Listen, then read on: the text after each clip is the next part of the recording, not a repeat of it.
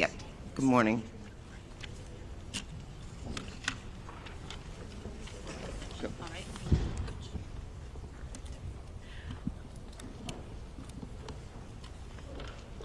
Thank you. We're good. We're good. All right. Thank you and good morning. Welcome to today's One Voice press conference for the wildfires and the windstorms that are impacting LA County.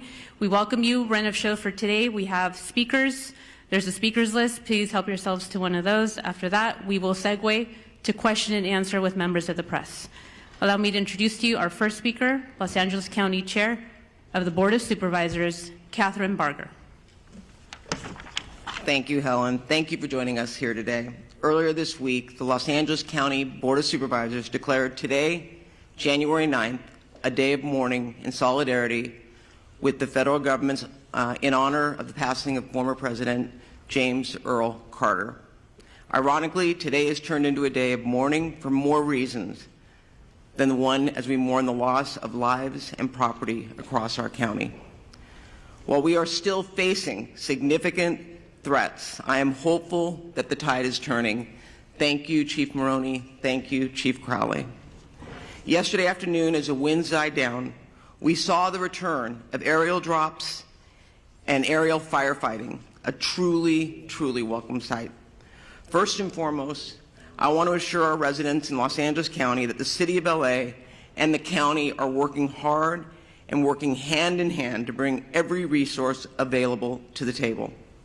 Last night, the county opened the Pomona Fairplex as an additional shelter for those evacuating and those who have suffered losses. The Fairplex will also continue to take in large animals that are in need of a home. The county is working to harness and utilize the incredible outpouring of generosity from individuals, nonprofits, and companies that want to help. We have heard that many companies like Airbnb, Uber, and Lyft are offering free or subsidized services for those impacted by the fires in Los Angeles County. The county will be sharing all of these resources through our recovery.lacounty.gov website. In addition, the state has activated CAL FIRE Management Team 3 and assigned them to the Eaton Canyon incident. They will be joining Federal Management Team 5 in their ongoing efforts, we hope as early as tomorrow. CAL FIRE Team 3 will be tasked with overseeing victim search operations and damage inspections to facilitate debris removal operations and setting up disaster recovery assistance centers. This will allow Federal Management Team 5 to focus on firefighting operations and the active front. As Supervisor Horvath mentioned yesterday, wildfires do not care about jurisdictional boundaries. Between the city and the county, we are managing the various resources that are coming online with the increasing demands on our first responders. I saw this firsthand driving through the streets of Altadena yesterday. Driving up Lake Avenue, the devastation could not be missed. The number of homes, businesses, and buildings that were on the fire dwarfed in any sense of available resources. Altadena is a very unique and special part of the 5th District. It is a community that embodies the spirit of a big, small town, a community full of rich culture, history, and one that passionately supports the small businesses that drive its economy in the community. It is also one of the only communities in Los Angeles County that manages the urban wildland interface. Altadena is a resilient community. They have seen some significant battles before, but the scale of the impact today is larger than anything that I have seen in my career. The loss of historic resources at Eaton Canyon Nature Center, Farnsworth Park, and the Altadena Golf Course cannot be measured. I saw fire engines and companies from El Dorado County and other parts of California joining Los Angeles County Fire in an effort to protect life and property. In the midst of the emergency, we've all seen individuals who are targeting vulnerable communities by burglarizing and looting homes. This is simply unacceptable. You will be hearing from our DA, Hockman, shortly regarding his efforts to hold these individuals accountable, and I promise you, you will be held accountable. Shame on those who are preying on our residents during this time of crisis. The emergency order will be strictly enforced by the Sheriff's Department, who are proactively patrolling to protect these communities from looting and any criminal activity. They have made 20 arrests of individuals who will be held accountable for the actions that they've taken. I want to thank President Joe Biden and Governor Gavin Newsom for pledging to bring federal and state resources to help Los Angeles County in our moment of need. President Biden's disaster declaration includes the promise of public assistance and individual assistance. We will begin the process of rebuilding. We will have critical resources available to ensure the residents of our communities are not fighting these battles alone. I intend to bring in a motion with Supervisor Horvath as my co-chair or co-author to ratify the county's emergency proclamation at the next Board of Supervisors meeting. Make no mistake, this board and this county will continue to do everything in our power to ensure the safety of our residents as we look forward to the path of recovery. With that, I would like to introduce Supervisor Lindsay Horvath. With the mayor. That's announced the elected officials. Okay, so who are we going to? Mayor Bass. I'd like to introduce LA City Mayor Bass. Thank you, Supervisor. One voice, that is the way we speak, and that is the way we stand here united. Los Angeles will stand united and stand strong. So first of all, my thoughts are with the thousands of Angelenos who are impacted by this emergency, as more Angelenos were forced to make the terrifying decision to evacuate. Our priorities, of course, are to keep Angelenos safe and to protect homes. The winds continue to be of a historic nature and a key factor of this firestorm. For much of Tuesday, the unprecedented winds prevented air operations to continue. However, as of yesterday, the winds have allowed for air operations, and that has enabled significant progress against the fires in Hollywood and Studio City last night. And as of 7:30 this morning, evacuation orders in Hollywood have been lifted. Angelenos cooperated. The community stood together. They evacuated, and Angelenos should continue to proceed with caution. Air operations are continuing rapidly in the Palisades, in Sylmar, and across our region. We continue to see our heroes, from our LA firefighters and from personnel, families, neighbors from across the county and the state. We thank you. However, we continue to confront a big one-level firestorm. Historic winds and extensive drought have created a perfect storm that has driven people from their homes and have taken people's homes, and that has taken people's lives. I've been in the fire zones, and you can see how fast and devastating these wind-driven fires are. I know people from all over the nation are asking how they can help. So here are two essential ways. First of all, support the California Community Foundation Wildlife Recovery Fund at calfund.org, and support the Los Angeles Fire Department Foundation at supportlafd.org. And in addition to shelters, Airbnb is offering free temporary housing. Go to 211la.org for more information. This, as we know, is a regional crisis. So working together is the only way we will get through this. That's why I've been in constant contact with my colleagues at the county, state, and federal level. President Biden, Governor Newsom have assured us of full state and federal support. And of course, County Chair Barger and I are fully coordinated, as I am with all of the local elected officials.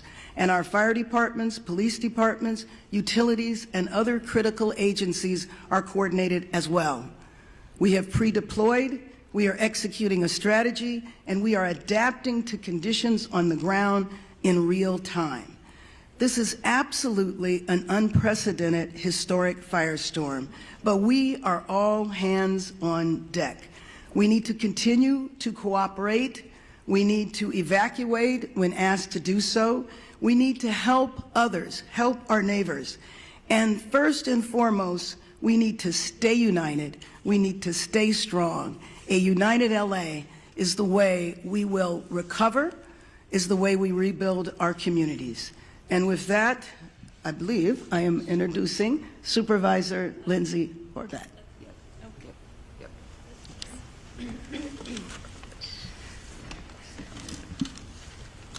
Good morning. The strength and resilience of Los Angeles County is more than anything we are seeing on the ground. I know this because of the relentless fight that our first responders, our firefighters, our law enforcement officials are putting forward, giving it everything they've got to take on each of these fires throughout the region. That being said, this is testing even the strongest among us. Last night, I personally received an alert from Nixle that I too was under evacuation warning, and I was put in the shoes of tens of thousands of Angelenos who have been facing this from the moment the fires broke out. No one should have to choose which priceless memento they're going to take with them or leave behind in order to stay safe, for their families to stay safe, for their communities to be safe. I've heard from so many community members about the pricelessness of the community centers, the faith centers. I know that in the Palisades alone, there are more than 20,000 Jewish community members, and I was contacted by the Jewish Federation and the work that they are doing throughout the region to support the Jewish community. We've heard with the Eaton fire, the loss of so many faith centers throughout the Palisades fire and so much more. These are not just structures. These are places where people have made lasting memories, memories they will hold on to. But as they look at their community now, their hearts break, and we are in mourning with them. This is a time of grief, and that is why it is tremendous that our governor and our president and all of the leaders behind me and all of the leaders out throughout Los Angeles are standing strong for all of our Angelenos who are suffering great heartache. The Pacific Palisades has suffered immense loss, and my heart goes out to all of the residents who are continuing to try to understand what is left of their homes. In the Topanga Canyon, I've been speaking with residents throughout the night, and I know that One Topanga and TSEP have been in constant communication with those on the ground, and we are in communication with them to ensure that we are supporting Topangans on the ground.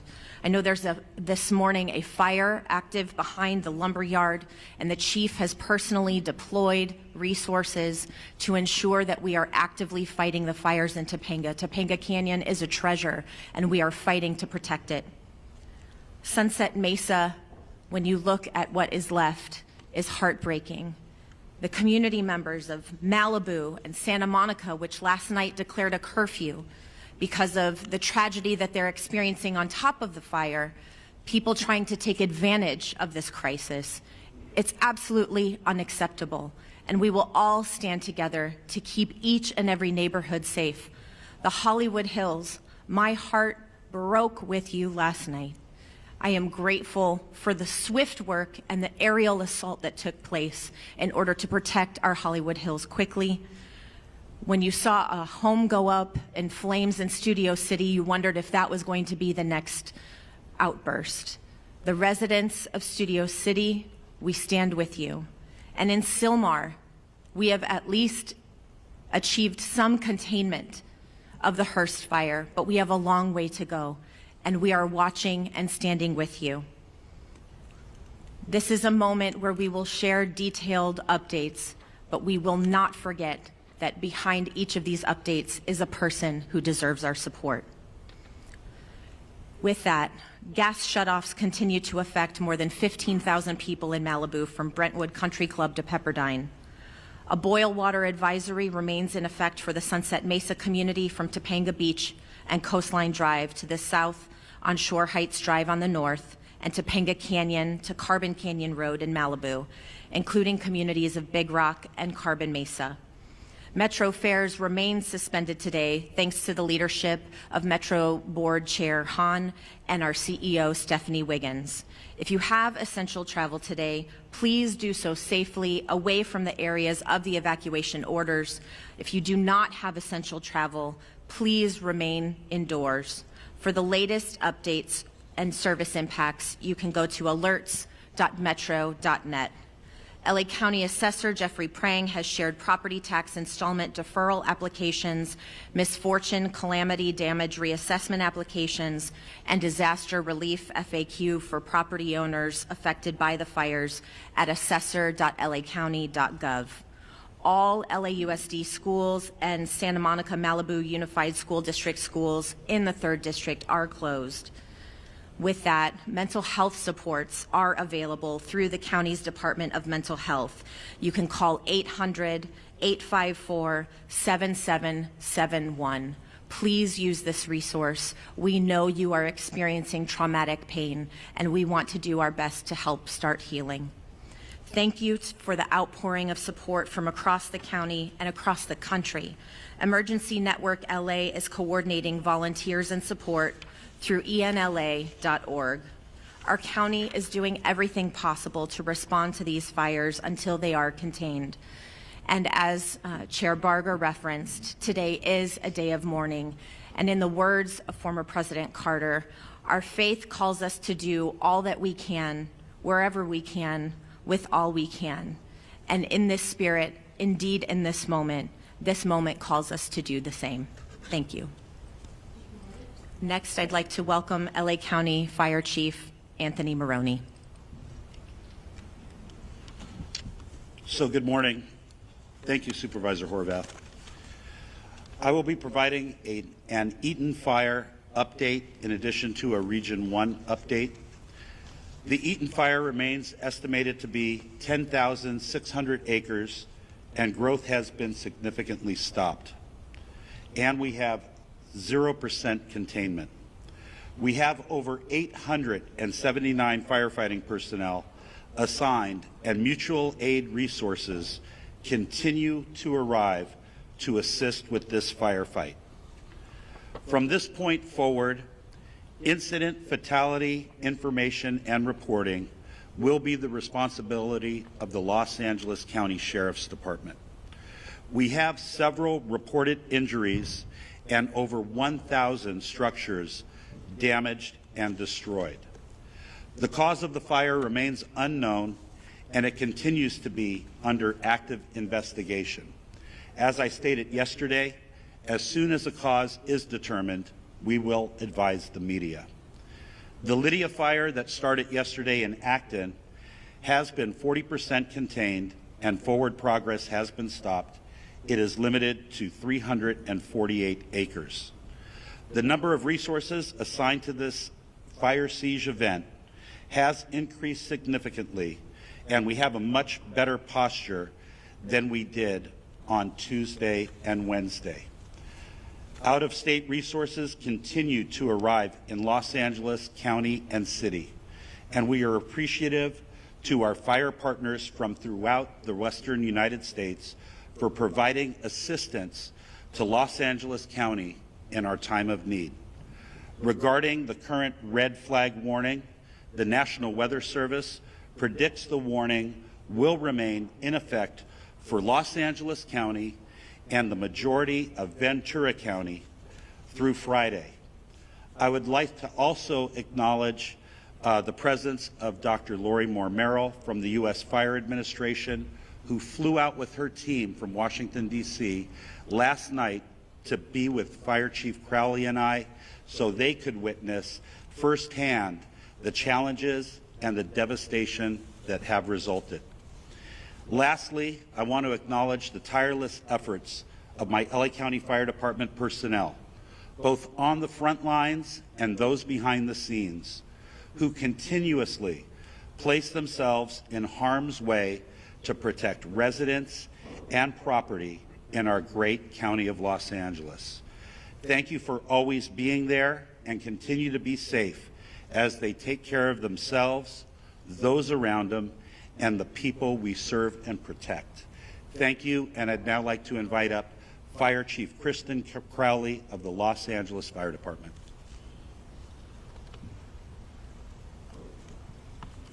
Thank you, Chief Maroney. So good morning. We continue to battle multiple major brush fires in the city of Los Angeles and across the Los Angeles region. Today, we expect winds to subside somewhat, which will allow fire crews to increase containment lines. However, and I want to be very clear here as well, we are still under red flag warning with extreme fire behavior possibilities. Before I give you an update on several fires in the city of Los Angeles, I have to take a moment, for all the right reasons, to thank the residents of Los Angeles and their surrounding areas for heeding our instructions. Today, it is absolutely imperative that as we move into day 3 of this firestorm, all members of our Los Angeles community maintain vigilance. I will now give you an update of our activities that occurred overnight. Palisades Fire, as we know, started January 7th at 10:30 hours in the morning. Size at this point is 17,234 acres. We're in Unified Command, LAFD, CAL FIRE, LA County Fire, LAPD, and LA Sheriffs. 0% containment. Extreme fire behavior continues to challenge firefighting efforts for the Palisades area. Wind gusts are up to 60 miles per hour and are expected to resume throughout the entire day. Firefighters and air resources will continue to work to protect the community and infrastructures and gain control so that we can contain this fire. Damage assessments are ongoing at the Palisades Fire. However, preliminary reports estimate the damage or destroyed structures to be in the thousands. It is safe to say that the Palisades Fire is one of the most destructive natural disasters in the history of Los Angeles. We will continue to provide additional information as it becomes available. I'll move on to the Hearst Fire. January 7th start. The size, 855 acres. We're unified in command, LAFD, United States Fire Service, Angeles National Forest, and LAPD. 0% containment. Firefighters held the fire within a planned containment area and are successful, and we have established a perimeter. Crews were able to get a handle on a few of the flare-ups over the night. We will continue to strengthen our containment lines and create a number of dozer lines to minimize the fire growth. Next, Woodley Fire started on January 8th. The size, 30 acres. Containment, fully contained, and we are using fire patrols to monitor the area for any flare-ups. The fire has been declared as a knockdown, and there are no current threats. Next, the Sunset Fire, which is in the Runyon Canyon area, started last night, January 8th. Size 42.8 acres. Forward progress, I'm very glad to share with everybody, was stopped, and the crews are working to put out spot fires within the perimeters and to keep the wind from spreading any additional embers. As of 7:30 this morning, all evacuation orders have been lifted. This fire was rapidly and aggressively attacked by using coordinated air and ground fire suppression efforts. Residents heeded our timely evacuation orders. More information to come on that. Next up, the Sunswept Fire, which is in the Studio City area.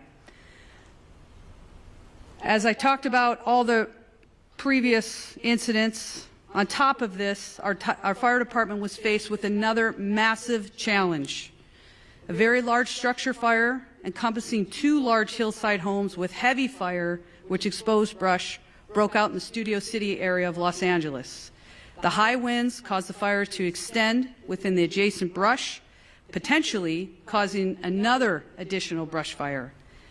Our LEFD poured all available resources into this fire, and through a combined effort, were successful in preventing another devastating brush fire. Our firefighters stopped the forward progress at just under 1 acre. Also, to be clear, all of the incidents that I just spoke about are all under an active investigation. Let's talk about the preparations for today.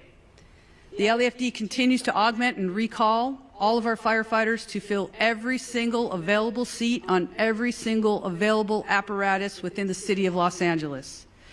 Firefighters continue to move into the Southern California region from across the western region of the United States, and we are very, very grateful for any assistance that we are receiving. Weather conditions are beginning to turn favorably, which will allow us to increase our containment lines. Again, our primary focus remains on impacting and affecting rescues and saving lives while protecting property.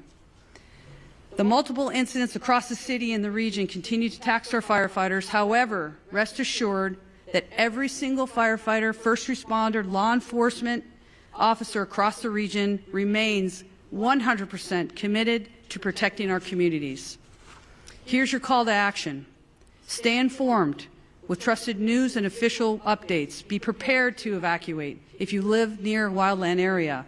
Follow all evacuation warnings and orders without delay. We also ask the public to stay off the roadways and away from any impacted areas, which we want to make sure there's zero room for any other issues when it comes to delays for our firefighters, first responders to get to where we need to go. I want to take just a moment to thank every single Los Angeles resident who's been impacted by this for staying vigilant, supporting our first responders, and helping your neighbors.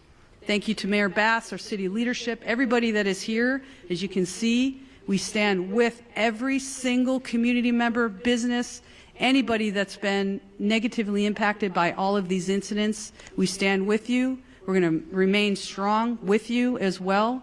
And I tell you, we're throwing everything at this that we possibly can, and we're going to move through this and continue to support one another.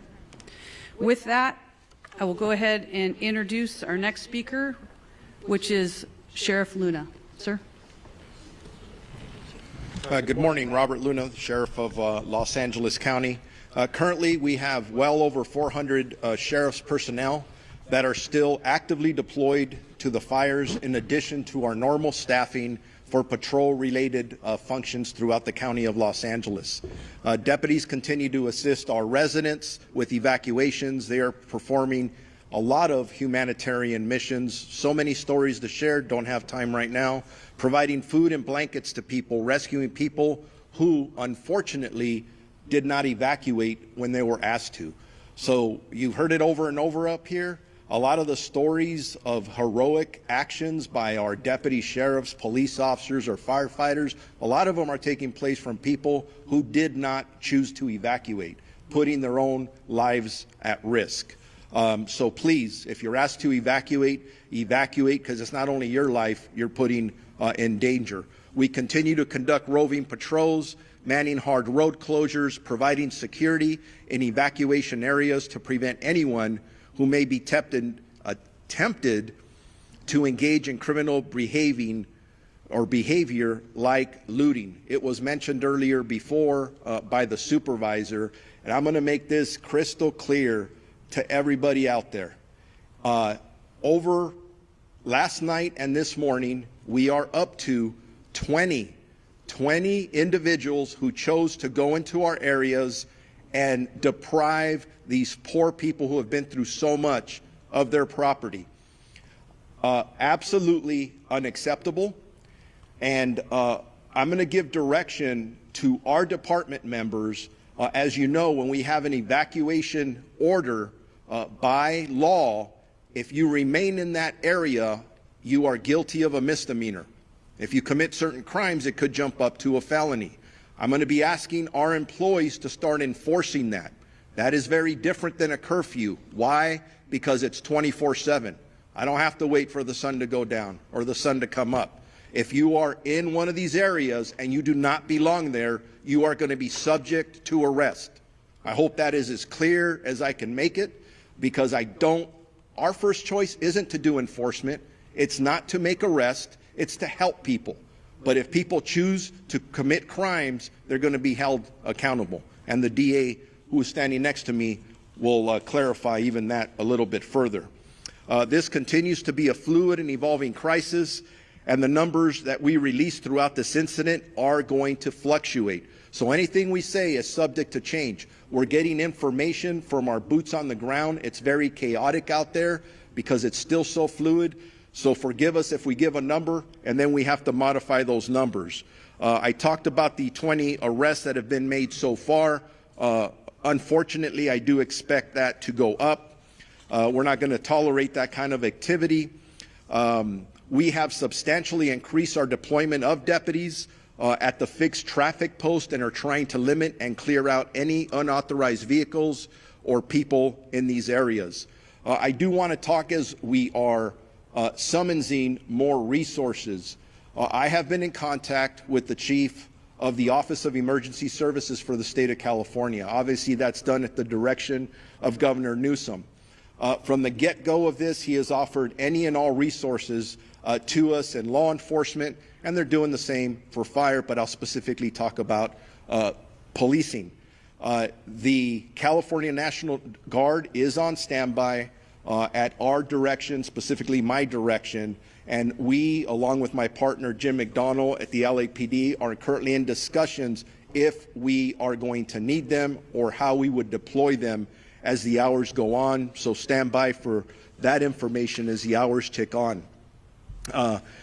Chief Maroney mentioned this regarding any death toll information. Yes, we had preliminary numbers yesterday. I got to be honest with you, as I reviewed some of those last night and this morning, I was not satisfied with some of the information that we're getting. And it's not the fault of our people. The people that are working under very difficult conditions are doing their best to do what they need to do. At one point, we'll be able to do a more thorough search of these impacted areas. Some of them look like a bomb was dropped in them, where we will be able to bring in canines and other things to help us hopefully not discover too many fatalities. That's our prayer.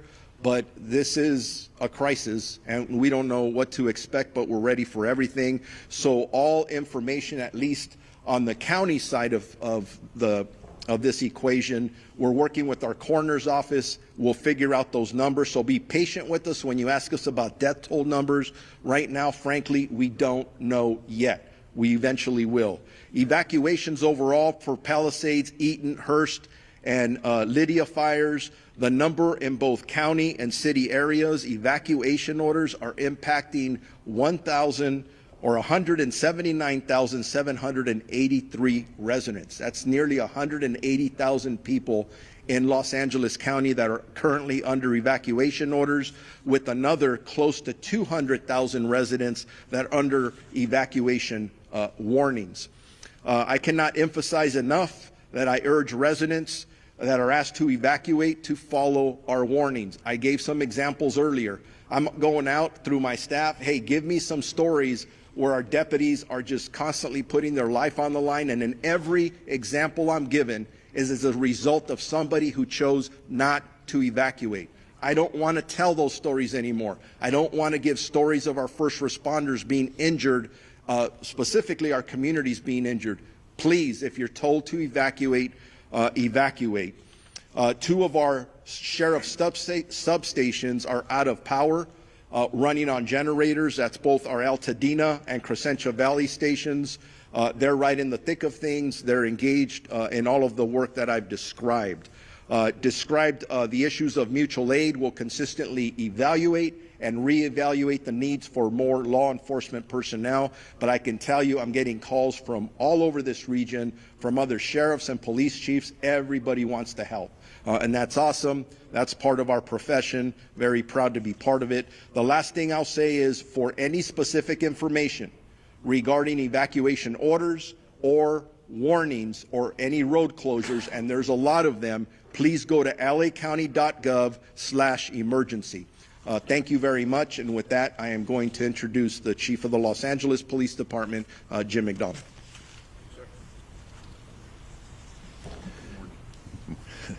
Morning, and I'll start off with a sincere thank you to all who have cooperated and supported the first responders and others who've been out there doing the best they can to make this as manageable as it can be. We're still on full tactical alert at the LAPD in support of our fire partners to be able to accomplish their mission. We're assisting with safety as well as the evacuation sites. You heard the sheriff quote the numbers of people who are out there using those. And again, we want to provide every level of safety we can for those involved in that effort. We've been joined by our Port Police and Los Angeles World Airport Police partners as part of the city family in doing the jobs that we're doing as we move forward today. But I want to thank our team. Many of our team and many of the people who are here behind me have left their families in fire areas to come to work to be able to help others. We've had a large number of people who have been evacuated, a large number of people in this group here who either family or friends have lost their own homes and lost everything they own and are dealing with taking care of young families at the same time while they're trying to balance the needs of work with the needs and responsibilities of family. We truly are all in this together, and we have to look at it that way as we move forward. The advice I would give is consistent with what you've heard. The air is not healthy for people who are challenged from a respiratory standpoint. So if you don't have to come into an area that's so impacted, please don't. Traffic, we're trying to maintain ingress and egress to our emergency areas for first responders in particular. We had, as you heard, people coming in still from other states to be able to help in the fire suppression effort, and we need them to be able to get in and be able to do what they need to do as easily as possible. The evacuations, they will probably still continue as the winds pick up. So we want to be able to do that as effectively as we can. Again, I said thank you for the cooperation, but I ask for additional cooperation should the need arise as we move forward. This is anything but predictable. We're thankful for the wind conditions we have now and the ability for our fire partners to try and make up for lost time, to be able to put containment around several of our burn areas and to be able to move forward on that. But again, I just want to say that you've heard from, and you'll hear in a minute from the DA, but from the sheriff about our crime suppression efforts. For those who want to take advantage of others, we're there. We're going to be there, and we're going to be working to hold you accountable for what you're doing in that regard. But as this runs its course, fatigue will certainly become a significant factor for those who are both directly involved in the operation as well as members of our community. So again, we are very thankful for the people who are doing this on all of our behalf, but we need to stick together. We need to support each other, and this is a thing where morale is a big deal for both the community and all of our folks. So take care of each other out there, and let's do the best we can. Thank you. Now, I mentioned our DA Hochman. It's now my pleasure to introduce the newly elected District Attorney of Los Angeles County, Nathan Hochman.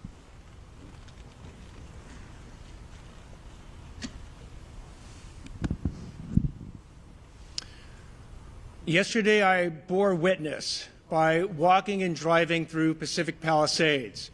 I ended up at my sister's house, a house where she and her husband had raised 4 boys, celebrated birthdays, barbecues, and whatnot, and that house has been burned to the ground. And not just her house, but all her neighbors. Up and down each one of the blocks I traveled, those houses no longer exist.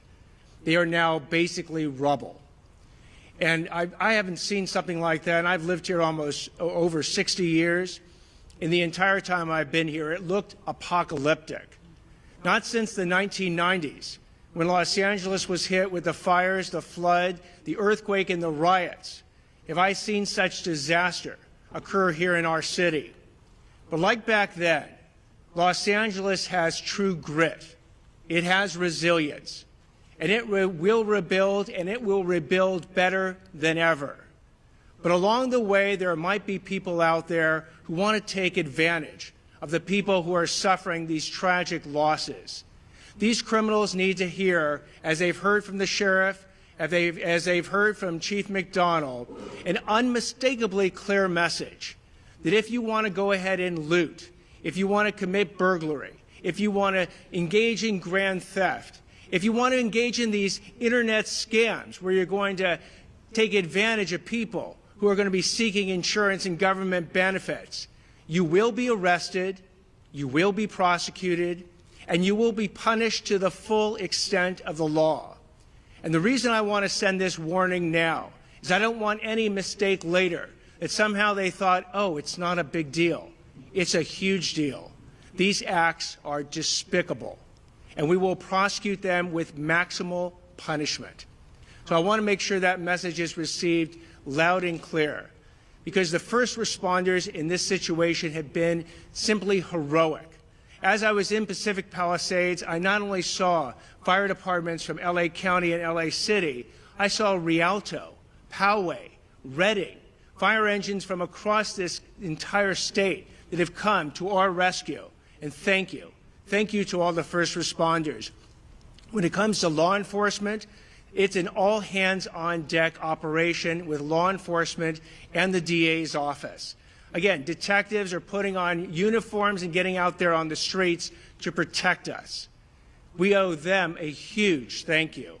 And from the DA's office, if we do get these cases, please be on notice that we are going to try and deter you from committing the crimes in the first place. But if you do commit these crimes, do not expect anything else than maximal punishment. I'll now introduce LA County Public Works Director Mark Priscilla.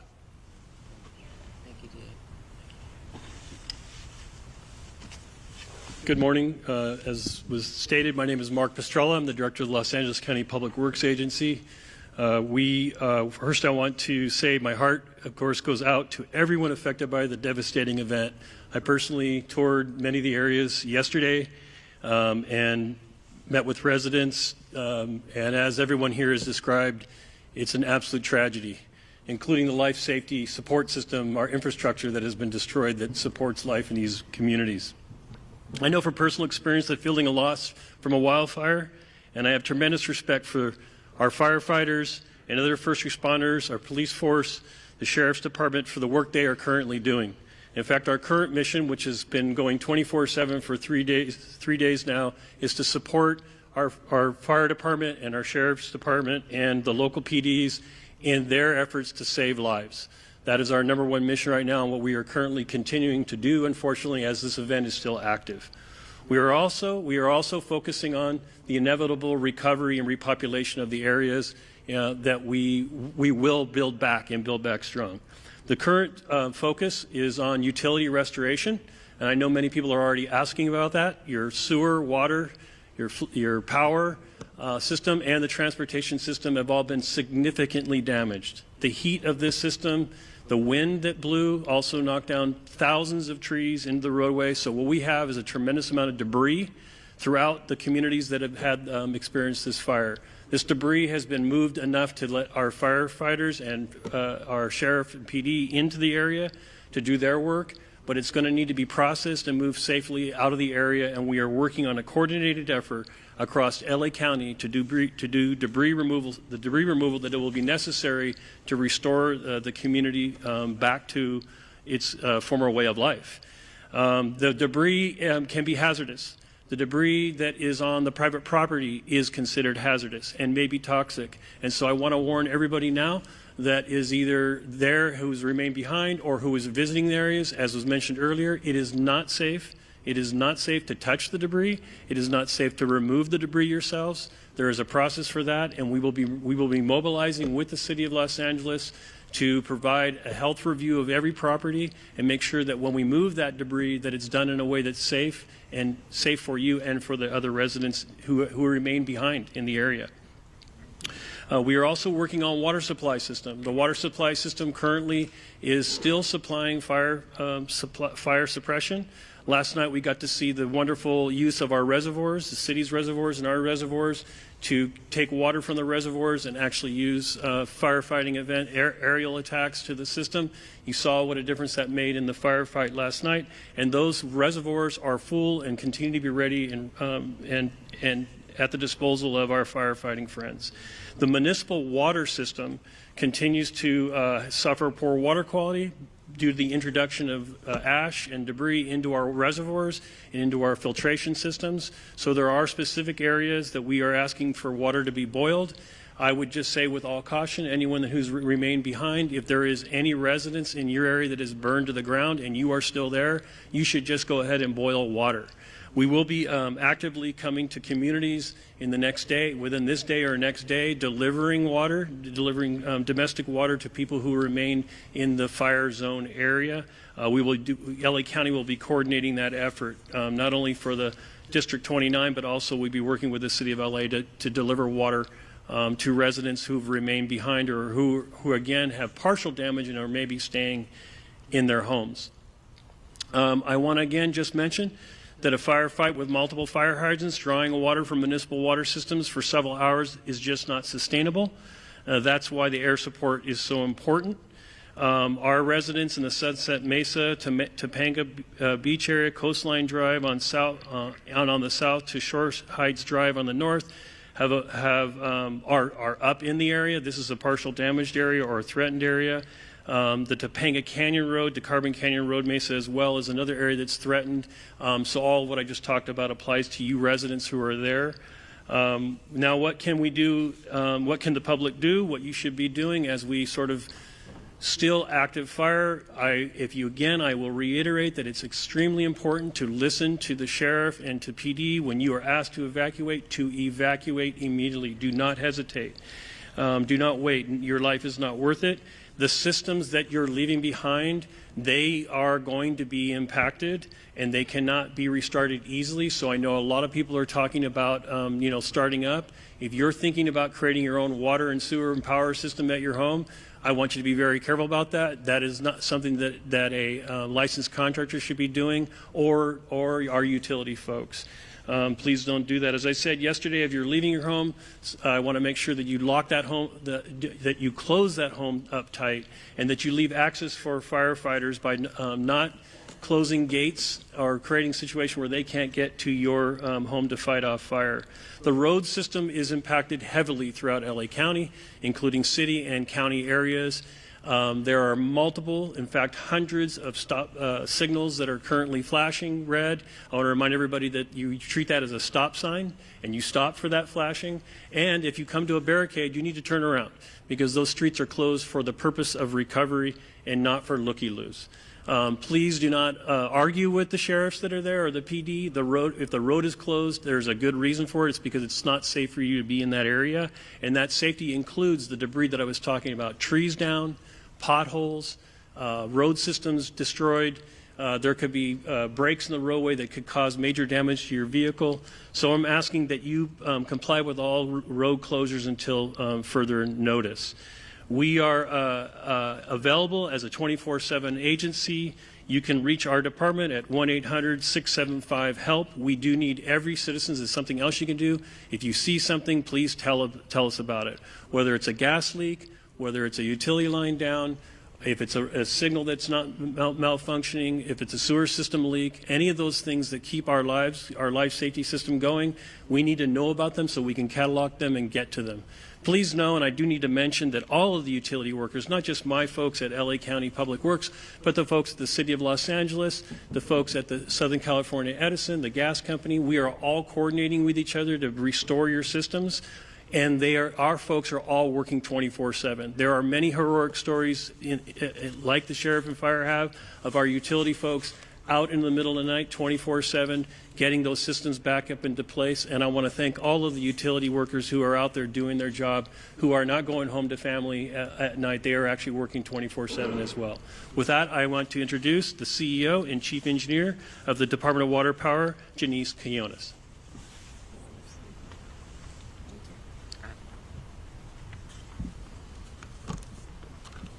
Good morning. I am Janice Quinones, CEO and Chief Engineer of LADWP. LADWP crews continue to work around the clock to restore power and support firefighting efforts. On the power front, we have restored about 200,000 customers so far since the windstorm started. And as of this morning, we have approximately 95,000 customers out. We have 118 crews, DWP crews, working around the clock to restore powers as fast and as safe as possible. We're expecting our mutual aid crews coming from PG&E to arrive today and support the restoration efforts. Our restoration times are ranging from 24 to 48 hours. We are prioritizing wires down, so if you see a wire down, please call 911 and we'll send crews immediately to make the area safe. However, if you live in the fire-impacted areas or near those areas, you might experience longer outages, mainly because either our equipment has been compromised due to the fire, we're not able to access the area yet, or we're proactively shutting out the power for the safety of our firefighters and first responders. On the water side, the boil water notice for Palisades on zip code 90272 continues in effect, and it will continue in effect for at least 48 hours. I have water quality engineers taking samples around the system to ensure that the water quality remains a priority for our consumers. We continue to support LAFD and CAL FIRE and water supply issues and firefighting response, including opening our water reservoirs, as mentioned by Mark yesterday. Hollywood Reservoir was a critical asset when we were fighting the Sunset Fire. So all our reservoirs are open, that are open air for air assets, and we continue to work around the clock with other water agencies to increase the supply and pressure of the water system, including Metropolitan Water District. I want to end this by thanking DWP crews and personnel for their commitment and efforts to support the restoration of LA. Thank you. Thank you very much for that. And now, Chair Barger. I also want to, we recognized President Biden and Governor Newsom, but we also have here with us today Congressmember George Whitesides, Congressmember Laura Friedman, Senator Sasha Renee Perez, Assemblymember Celeste Rodriguez, and Malibu Mayor Doug Stewart. Make no mistake, we are all working together, and I want to thank you all for being here. I know our Congress representatives flew in, and we appreciate it, and we are all in this together. With that, we'll take some questions. Thank you, Chair Barger. So just a couple rules of the road. So I'll call on you. When you get called upon, please announce your name and which media outlet you are with, and we'll start right here in the middle. Jonathan Pigliotti with CBS News. For Mayor Bass, please. Mayor, LA County is in a panic state. It began 2 days ago with the Palisades fire. My crew and I arrived shortly after it started, and for several hours we watched as hundreds of homes in a neighborhood burned to the ground. We did not see a single fire engine. We watched as Good Samaritans guided traffic. There was fear and there was a lot of confusion. You were out of the country at the time. Shortly after the fire started, a press release was put out warning of this fire behavior. My question to you is, what explains this lack of preparation and rapid response? Let me just say, first and foremost, my number one focus, and I think the focus of all of us here with one voice, is that we have to protect lives, we have to save lives, and we have to save homes. Rest assured that when did not rest happen. assured, let me finish. Rest assured, when that is done, when we are safe, when lives have been saved and homes have been saved, we will absolutely do an evaluation to look at what worked, what didn't work, and to correct or to hold accountable any body, department, individual, etc. But my focus right now is on the lives and on the homes. Do you think your leadership was effective while responding to this disaster? I just said what I believe is the most important thing for us to do right now, and that is going to continue to be my focus. Thank you. Thank you. Thank you. Let's go to the middle with the laptop. Before we go on, I want to introduce, because this is an important announcement to be made, the U.S. Forest Service Fire Chief Robert Garcia has an announcement regarding a decision being made on the National Forest. Thank you, Supervisor, and I'll be brief. I just wanted to share that in the overnight hours last night, the U.S. Forest Service, in an effort to reduce calls for service and reduce potential risk for wildfire, we've made a decision until further notice that the Angeles National Forest is closed. And so we'll get some additional information out, press release, that kind of information on the details of that closure, but it's similar to the types of orders that the county and the city have instituted regarding curfews and access and that type of thing. So the Angeles National Forest will be closed till further notice, likely till we get through this current fire weather event. Thank you for that. We'll go in the middle. Name and media outlet, please. Hi, Thomas Fuller from the New York Times. For Chief Luna, I just wanted to follow up on what you said about you weren't satisfied with the information that you were getting on fatalities. It's been widely reported that there were 5 deaths, at least 5 deaths. Do you believe that death toll is not accurate, and do you think it's less than that? Based on all the information that I've received in the last probably 8 hours, I want to be more confident in the specific information that I'm getting. So what we're doing now is going back through everything, because you got to understand the urgency, the chaotic nature of what we're dealing with, and we're still in the middle of that. So I want to make sure that as we go forward, at least for the Sheriff's Department, we're actually having our homicide unit involved, because they don't only do murder investigations, they do death investigations, that I'm going to change the system and verify each number. Because I don't care if it's just one, that's somebody's family. That's somebody we love and care for. So I want to make sure that's solid before we start presenting that information.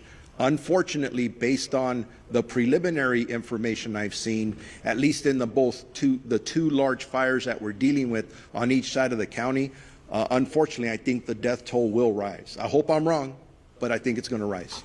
Thank you for that. Let's go right over here in the front. Yeah, Josh Haskell, ABC 7 Eyewitness News. Mayor Bass, I've been on the fire lines the last 2 days. I've never seen firefighters this desperate. At fire hydrants, water not coming out, the pressure so low, the number one tool that they use to fight these fires, not there. How frustrated are you about that? And also, I'm getting texts right now from the Palisades Highlands community. We're almost 48 hours after this fire started. There's not resources up there. The hydrants aren't working. Where's the National Guard? Where are miles and miles of water tenders? How are we addressing this? Well, Your reaction. first of all, you asked me, was I frustrated by this? Of course, because we all know that this has been an unprecedented event. We also know that fire hydrants are not constructed to deal with this type of massive devastation, and that the number one problem, especially on Wednesday, was the fact that we weren't able to do the air support because of the winds. And so, of course, I am absolutely frustrated by that. I am not sure that is correct, that there are no resources up there, but rest assured, as soon as we are done here, I will follow up on that. But those homes, the first day and a half, there were homes up there that had been protected by the fire. And then I went up there yesterday, and there were That had lots been of protected? that it basically had been saved. Obviously, the fire's moving different directions, but when I went up there yesterday, there were not a lot of resources. We drove around, and then I know that things got worse up there. I'm just wondering, now that we move 48 hours past, how are we addressing these water problems that are continuing, and is it acceptable that they continue? Well, let me just say that the water problems are a little better now, because the winds are such that we can go up and have the air support. And you know that that was the reason that the devastation was so bad, the unprecedented wind, the strength of the wind, and the fact that the air support could not go up. And if Chief Crowley wants to talk to this, there have been many fires before where air support is not available, and we depend upon these ground resources and crews. Was there a plan in place for that, and did the resources get here quickly enough? And talk about an update to air support today. Right. So thank you for that question. As we know, and you heard all of the incidents that are occurring at this point. Palisades was the first brush fire that we were attacking at that moment. You talk about specific pre-deploying. We put resources in place, pre-deploying, knowing that the winds were coming. With that, when the fire did light and take off, rapid response. Very dynamic situation. Air to ground resources coordinating. Now with the winds, I don't think we can overstate that enough. There's no excuse in regard to the winds were too much, but the reality is the winds are so dynamic, and at that tipping point, when our resources, air resources were grounded, that changes our strategies and tactics. We called for the world in regard to the number of resources and what we needed, who we needed, immediate need. Every single resource that was available at that moment responded. You talked about 48 hours later, where are we now, right? Again, I already spoke on if we don't have water, we find water, we use water tenders, we draft water. The fire department, first responders, we're going to do everything in our absolute effort to do what we can do with what we've got. The good news is, with the wind subsiding, you're going to see water drops, you're going to see rotary, you're going to see fixed wings all day, unless something changes. Again, I did say 60-mile-an-hour wind gusts even today. So very, very dynamic situation. With that, also, you said about the other homes, no fire resources there. As winds change, our resources change, we redistribute, we move, and that's the dynamic situation that we are in even in day 3. That's what I wanted to say about that. We'll go right behind. Go ahead. Thank you very much. Madam Mayor, I have another question for you. Bob DeCastro over here from Good Day LA, Fox 11. Another issue, another concern about resources and in particular staffing as well.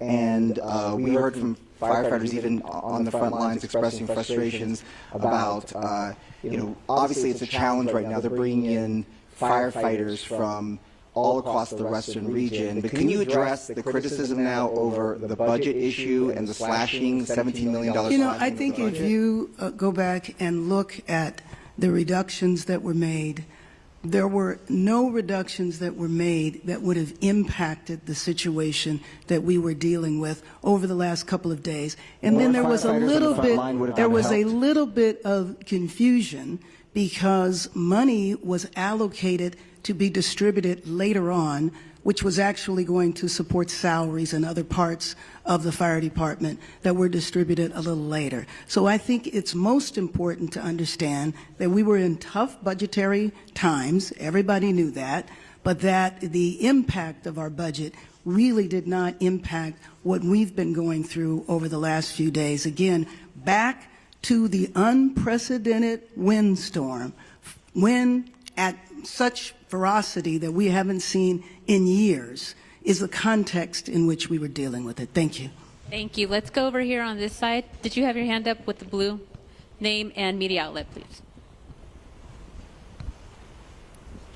Hi, Grace Tui with the Los Angeles Times. I was hoping Chief Crowley could talk a little bit more about the start of the Palisades fire. We'd heard that I know we don't know why it started, but we'd heard that it started possibly in a garden in someone's backyard, if you could confirm that.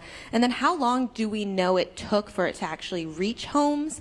And I know you said that resources were pre-deployed, but do we know were there actually fire crews in the Palisades when it did start? Right. So I'll start with your second question and we'll go back. I'll just start with your first one. As for where the start of the fire was in the Palisades fire, again, currently under active investigation. We have our arson investigators that are out right now as we speak, and they are actively investigating. As soon as we have information, we will share that with all of you. I know there's obviously, for the right reasons, a lot of interest in that. So with that, we'll circle back. When we come to pre-deployment, yes, we had our local fire stations that are assigned, Fire Station 69, Fire Station 23 in the Palisades area. They were fully staffed. Also pre-deployment in those areas, and we can also share the exact locations of where they were, how much we bolstered in regard to resources in the Palisades area. And also, mind you, we pre-deploy in the very high fire hazard severity zones, knowing that those are the communities most at risk during a wind event. So not only did we pre-deploy in the Palisades area, but also in other critical areas within the city. I don't know exactly, but we certainly can get that to you. Thank you. Hi, Dakota Smith with the LA Times. I have a two-part question again for the two fire chiefs. First off, have drones, unauthorized drones, been a problem, and have they hurt firefighting efforts? Secondly, in terms of the LAFD hydrants, was there any scaling back of the inspection of those hydrants in the last year and did that affect the firefighting effort, to Chief Crowley? Sure. Thanks. So as for your first question with the drones, I don't have any information on that, so I can't share anything with you on that. In regard to the hydrants, historically, January is our hydrant testing phase. What I can tell you is we work closely with the Department of Water and Power. Those hydrants themselves are DWP's hydrants. They're to service the fire department. We partner with DWP in regard to that testing. Now, the very dynamic situation of where we are currently with the wildland season, if you may, there was a decision to postpone. We did not, in regard to the January start date, we have all year to test them. And also, mind you, our local fire stations are every single day going up and down the streets and looking at our hydrants. If there's any damage to hydrants, we report those as well. We were just kicking off that time frame of the beginning of the year when we normally would. What we did was postpone that until, because of the call volume that we're dealing with, and we're working closely with DWP at that point. I don't think it negatively impacted our abilities in this specific area. Thank you. Thank you. And the third row there. David Zahnizer with the Los Angeles Times. I have a two-part budget question. My first part is, can you talk about the reserve fund? Last year, there was a lot of concern that the reserve fund had fallen below 4% and was heading toward that 2.75 number that I think makes it difficult for the city to authorize spending. Do you know how low it has gotten at this point and how quickly you're burning through the reserve? Do you want to go with your second question too? Sure. The second question is, do you have any concern about blowing through the reserve before the state and federal money will arrive?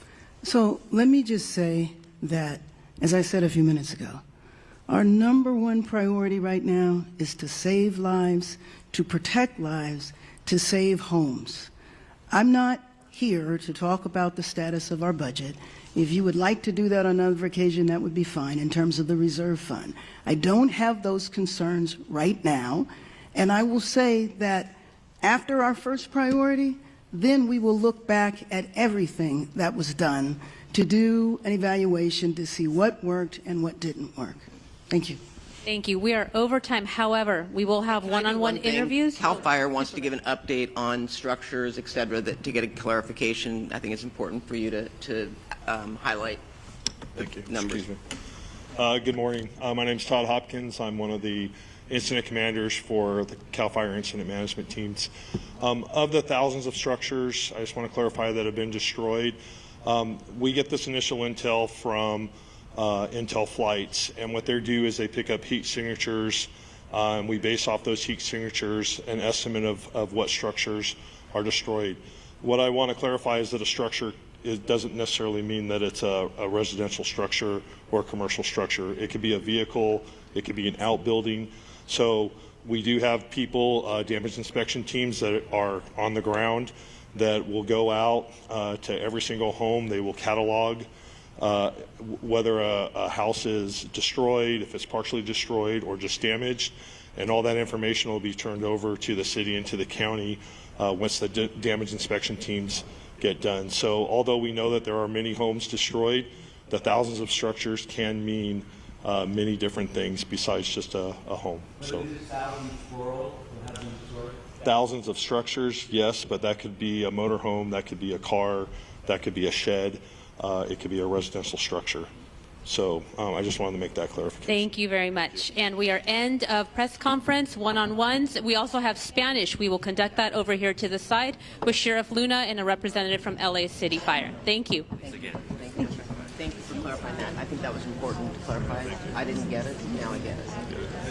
So from an airplane flight, they pick